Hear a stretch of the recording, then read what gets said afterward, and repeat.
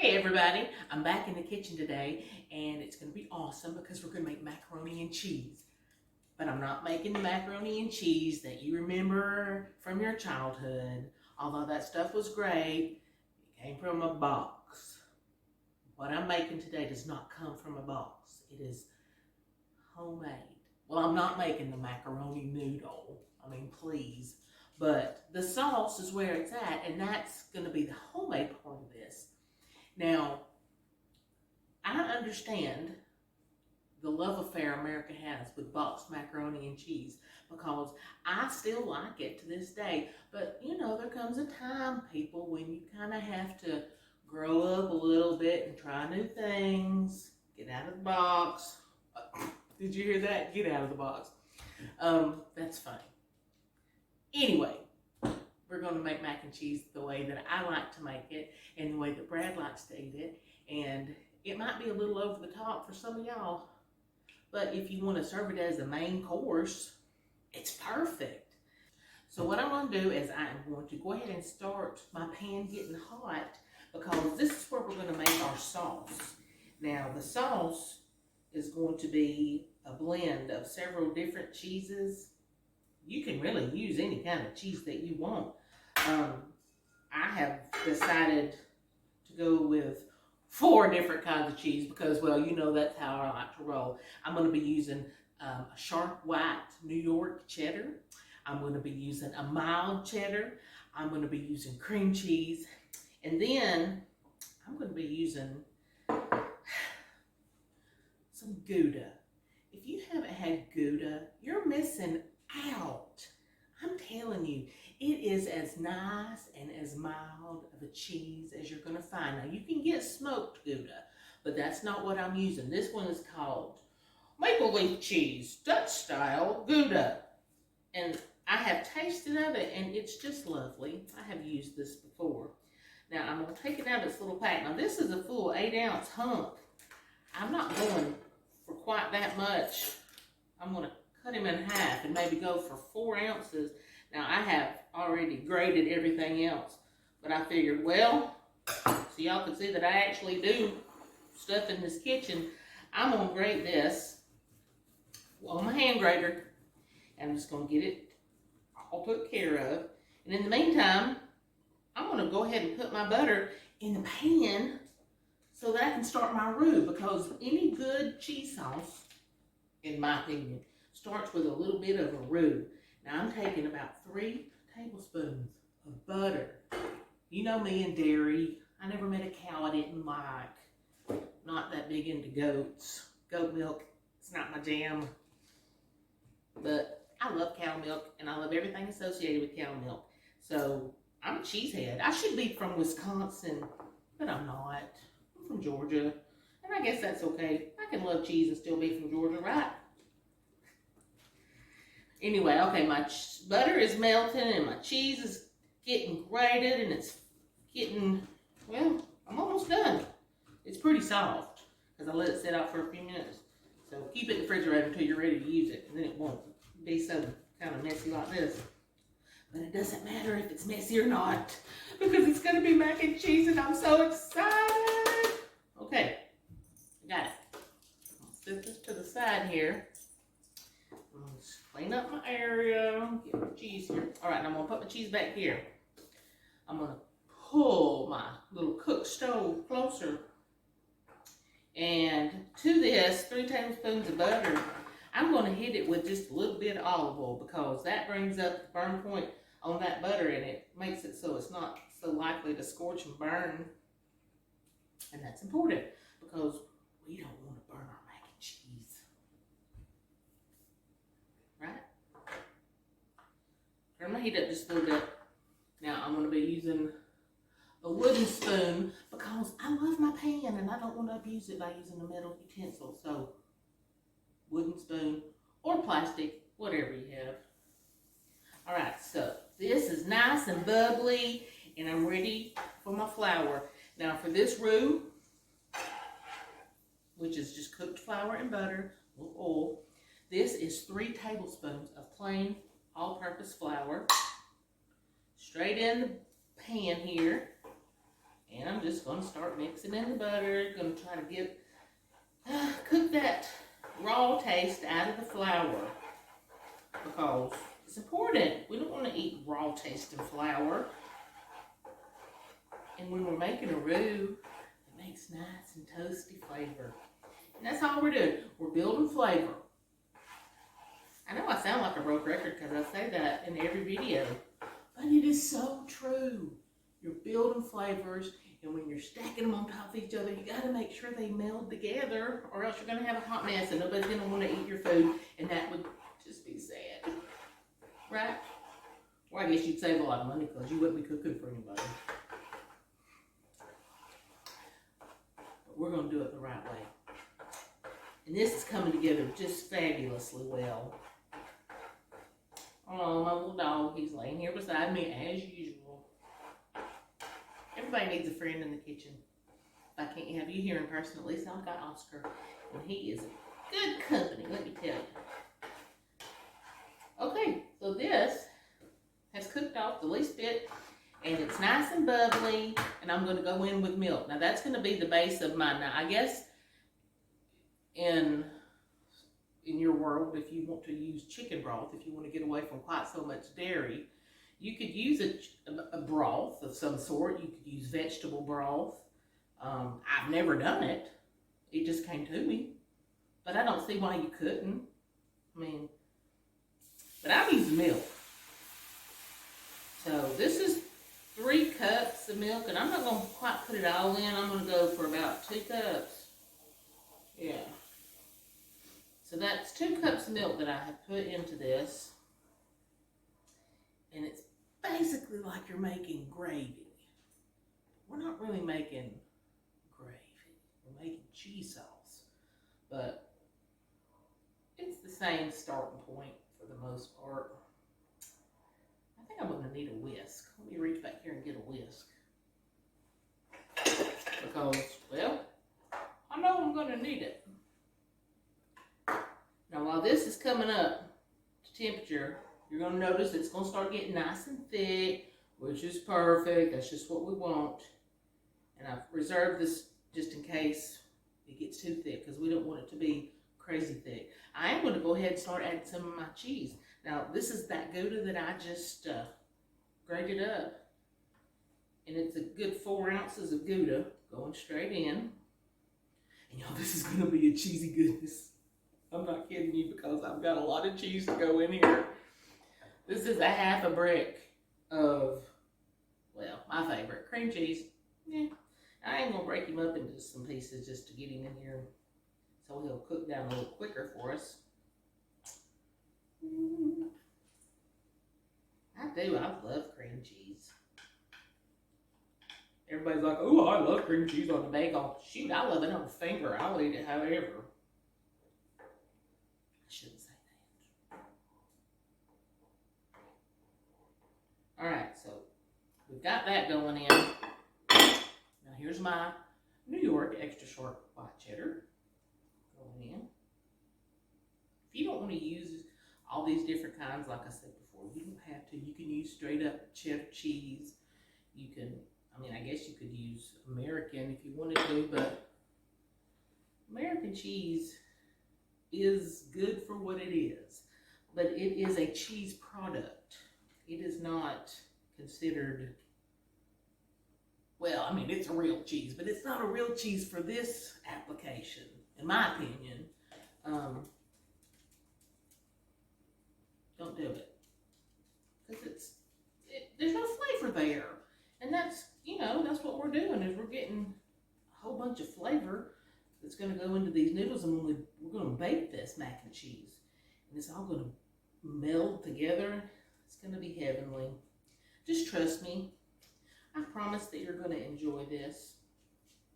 All right, about got it done. So here I'm just going in with my mild, just plain straight up yellow cheddar, orange, whatever. Now listen, I'm urging you, and listen to me, y'all, as I put a little more milk in, because it is thickening up quick on me. Do yourself a favor. Don't use pre-shredded cheese for this. I got out of the habit of buying pre-shredded cheese. Now, I know it's convenient to have on hand, but it's more expensive to buy, and it has a coating on it that keeps it from sticking together in the bag.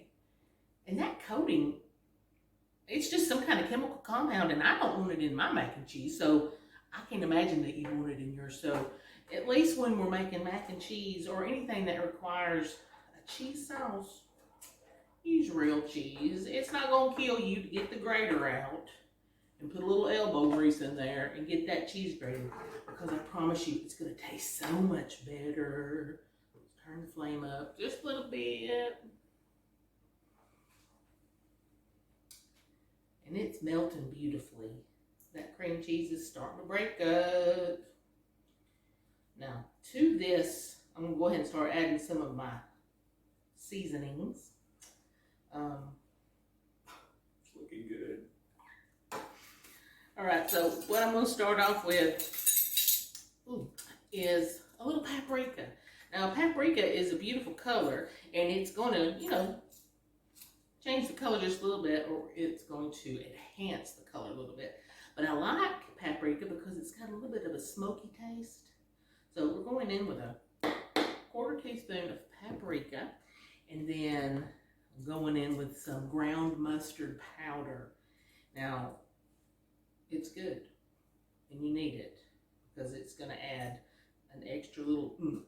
Now, I'm using a 1/2 teaspoon of ground mustard. And if that's your jam, if you really love it, you can use a whole teaspoon if you want to. It's your business. You can do what you want to do. So I am trying not to slosh this out of my pan, because then I'd have a mess. But it's coming together just wonderfully. I'm going to add my black pepper now. Now I've wrote down to start off with a 1/4 teaspoon. But this is a whole lot of cheese sauce. So I'm going in with another one. So that's a 1/2 teaspoon of black pepper. And we'll start off with, I'm only going to start off with a 1/4 teaspoon of salt, because, cheese has salt in it. Butter that I'm using is salted. We don't want to have overkill on the salt going on here. So we're going to reserve the right to add more salt at the end. But I do know that I need it a little bit, so I went ahead and put in that 1/4 teaspoon. And I'm getting all this stirred around, and it is really, really coming together nice. This is such a good cheese sauce, y'all. This would even be a good cheese sauce if you wanted to make some steamed broccoli, or if you wanted to do, steamed asparagus or something. This would be lovely to just coat the whole thing in. Or if you just want to eat it with a spoon, that's your business too. No judgment from my kitchen. Well, unless you put sugar in cornbread, then I'm going to look at you like you're crazy. But I'm going to love you anyway.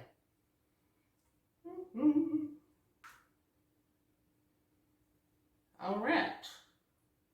So, this is pretty much my cheese sauce. It is going to thicken up a little more when we put it with the noodles and put it in the oven. But I am going to taste of it, because I want to see where we are concerning the salt. So, going in.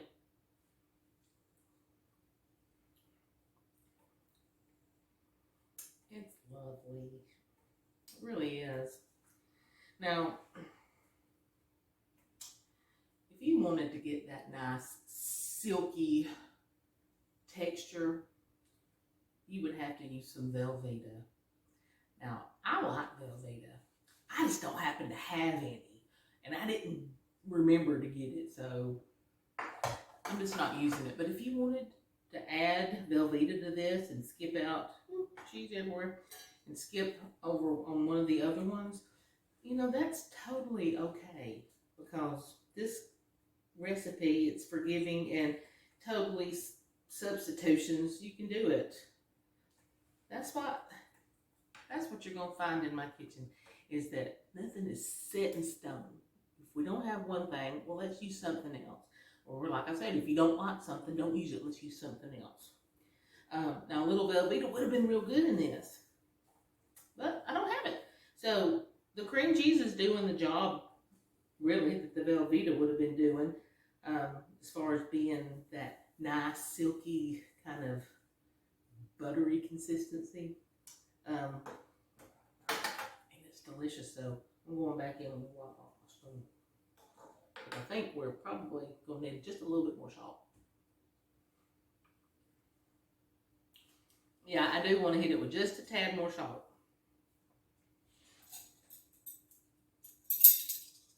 So to this, here goes another 1/4 teaspoon.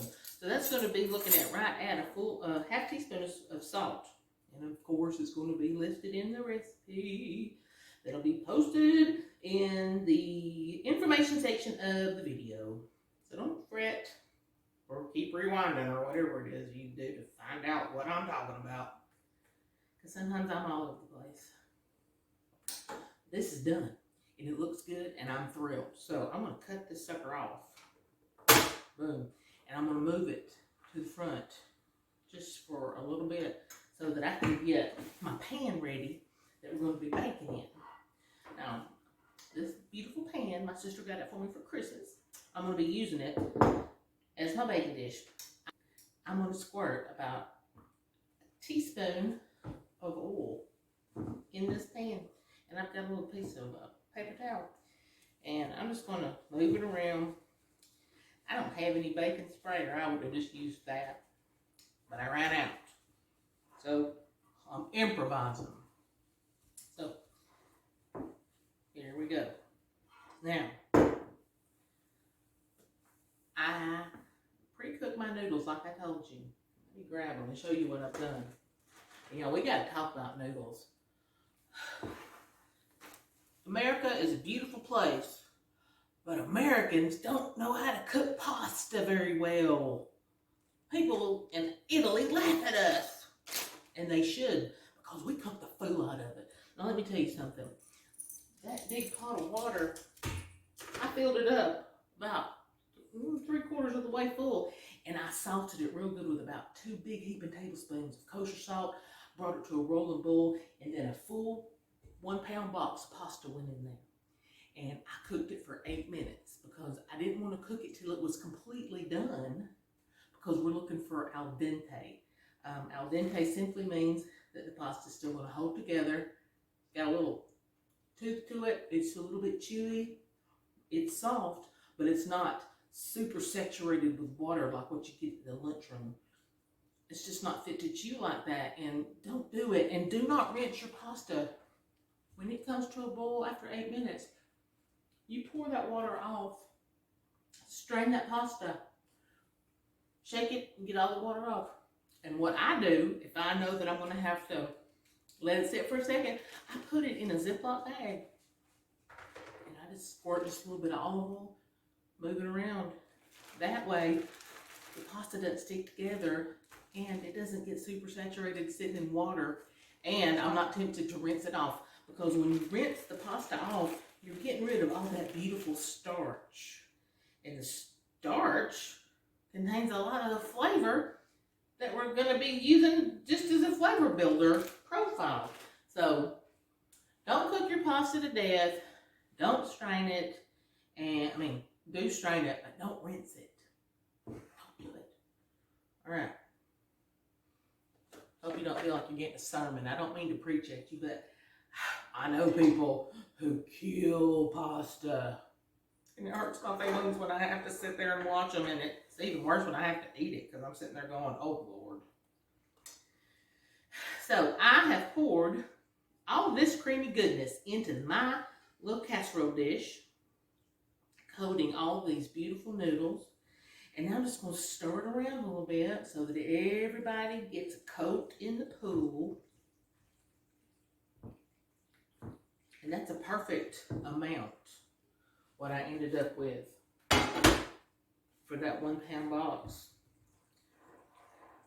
There's just a little bit that's not going to be covering anybody in particular. It's just going to be laying there, and that's great because we want it to be kind of loosey-goosey. Okay, so at this point of the game, we're gonna make our topping. Now, if you wanted to, you can eat it just like this. It's ready to go. Put it on the table, call everybody, come eat. But you know that I gotta go a little step beyond. So, I gotta be me. You do you, and I'm gonna do me. And this is what I'm gonna do. I've got a little bowl here. And to this little bowl, I'm gonna add probably about a cup of panko breadcrumbs. Just plain panko breadcrumbs. Oh, it's probably more. This whole thing. So I guess it's about, looks like a cup and a half of panko breadcrumbs. To the panko breadcrumbs, I am adding, this is 3 tablespoons butter. I know, butter everywhere. What are you gonna do? I'm gonna hit it with just a little bit of olive oil too, so it's probably about a teaspoon of olive oil, just to say I did it. And I'm stirring it up. I'm gonna hit this with just a little bit of black pepper. Probably about a 1/4 teaspoon. And I'm gonna put, here's my measuring spoon. Going in with a little salt. So here's another 1/4 teaspoon of salt. That's gonna be right in there. Mix this up. And then the final ingredient is bacon. Now I fried 8 pieces of bacon earlier. Well, I really fried 10, but I ate 2 of them. So this is what we're left with, is 8 pieces of bacon, and I crunched it up in little pieces, and I'm putting it in with these breadcrumbs. Now I'm just going to stir it together. I'm actually going to use my hand so that I can make sure that everything gets squished together. And then we're going to put this on top of this macaroni and cheese, and we're going to throw this sucker in the oven. And trust me, you're going to be happy that you tuned in today, because this is a delightful macaroni and cheese recipe. And if you showed up at Sunday service for lunch on the ground at church, oh, the preacher will be your new friend, or your new best friend. He's supposed to already like you anyway. Alright, so I have got everybody covered with some of this yummy goodness. Get it all in there, because we don't want to waste nothing. And we're ready to go in the oven. So I have preheated my oven at 350 degrees.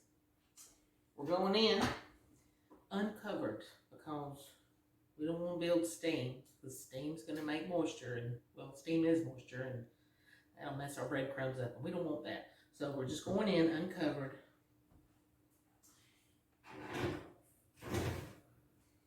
For 30 minutes. Set the timer. And I'll see you back in just a few minutes. Okay, y'all, we're back, and this mac and cheese is just about ready to come out of the oven. It's got about 15 seconds left on this timer, and I'm telling you, it smells so good in here. The breadcrumbs are toasty, and the bacon as well. You know what bacon does. So, let's take it out and take a look at it.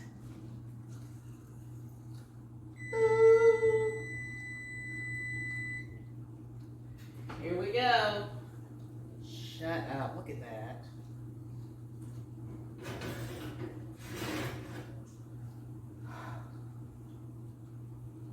Seriously? If this doesn't appeal to you, there's something wrong with you. It is popping and crackling. It's so, oh, it smells so good. Let's cut this other door off. Now, I wish you were here. I really do. I can't describe. This cheese is bubbling up on the side, and it's got a little bit crunchy in places. Well, there's really nothing to say about this except I'm going in. So, here goes.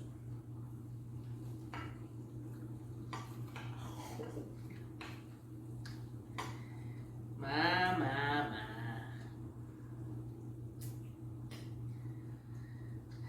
this is what it's all about, y'all. Seriously, you spend time and effort and you hope for the best. And when it turns out like this, oh, you're living right. I gotta try it.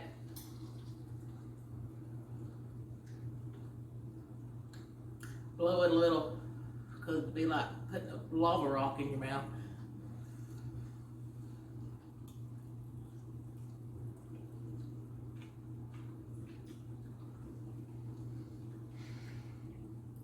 There's absolutely nothing wrong with this. Not one thing. It's cheesy. It's crunchy on the top. It's everything you want in grown-up mac and cheese.